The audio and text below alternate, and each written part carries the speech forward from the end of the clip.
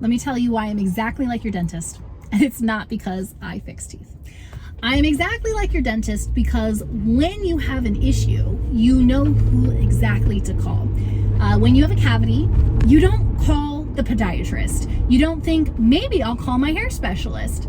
No, you go to the dentist because you know that they're the person who has the answers and is going to help this so it doesn't turn into an issue, need a root canal or something later. Well, the rest of your body, especially as a dancer, is exactly that way. And when you think about it, when you see these warning signs and when you know what those are, you're going to find the person who knows a lot about their area, but also, more importantly, when to refer on. That is the most important thing. And this is where I see dancers getting stuck with practitioners or vice versa, is that a practitioner or a dance teacher tries to hold on to that dancer's problem too long when it has gone past their point of knowledge. And then we get the hip flexor pain, the snapping hips, the knee pain, the Achilles issues that have been going on for weeks and maybe months instead of a few days. When you feel your tooth hurting, you go, ooh, maybe I need to call the dentist. And yes, I know that some of us push that out a long time, but there is no question as to what should I do about this. It's like, oh, I know I got to go to the dentist. When you're a dancer, your dance teacher or the dance setting does not have everything that you need. It's not designed that way. And that is nothing against a dance teacher. That is not their expertise. And the other thing is that we've evolved so far in the sports medicine world, and dancers don't take advantage of this information. Professional athletes, even high school teams, have access to other professionals besides their coach.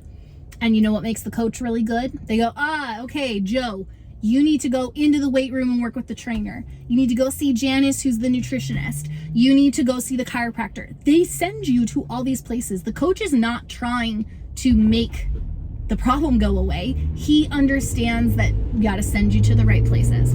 I'm working with the dance teachers that I have my hands on to be excellent at this.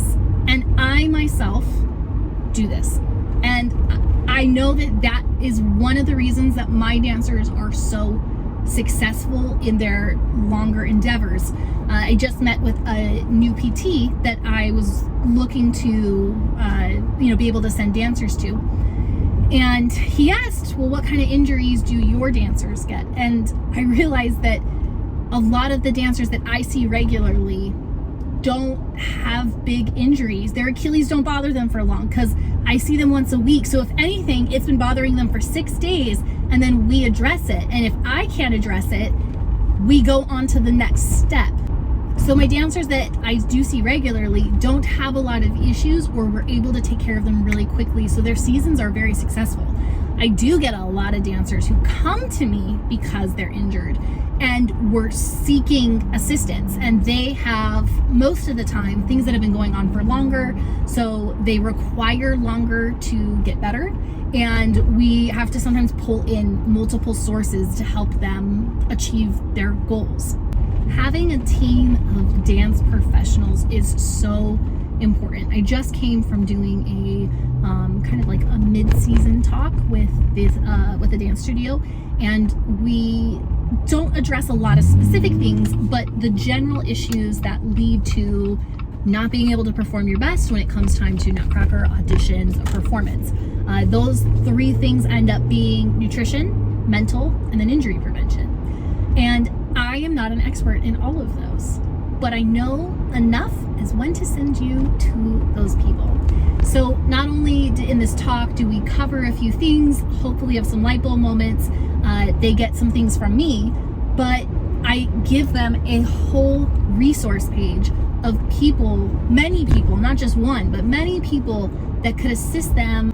And one of the most important things that I've come to realize as a dancer, whether you are doing it recreationally or with a specific target or goal in mind, is having a game plan. Knowing what you're going to do if A, B, C, or D happens, if something bad happens.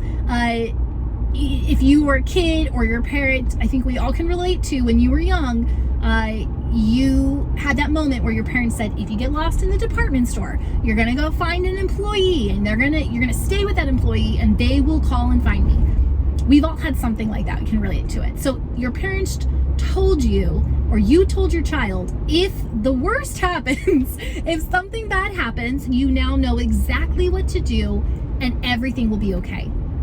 That is what you need as a dancer. Doesn't matter what your goals are, you need that as a dancer. You need to have a game plan.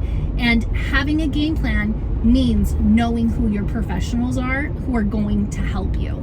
The not so great thing about the dance world is that we have no off season. We just keep going. But I could also flip that for this conversation and say the wonderful thing about the dance world is that we have no off season. So you're always in the midst of planning for something, and it is never a bad time to find your professionals, make a game plan, and have that goal in mind so that you are working towards this safely and you're evaluating what's going on in your body, your mind, and your nutrition. Thanks for coming with me on this car rant.